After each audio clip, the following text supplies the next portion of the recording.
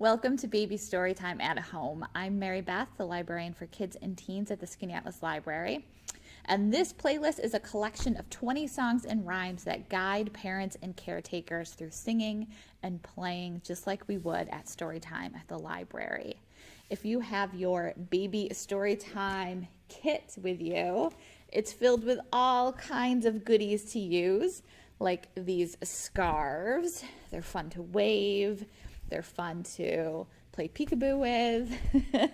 Your shaker eggs. And a puppet. You can use these props with any of the songs, whether they are featured in the songs or the videos or not.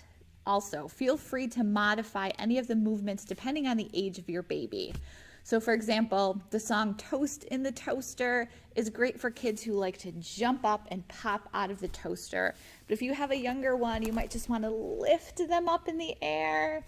If you have an even younger baby with you, instead you might just want to take their hands and reach them into the sky.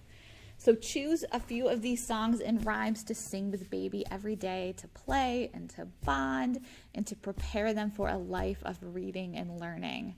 Have fun.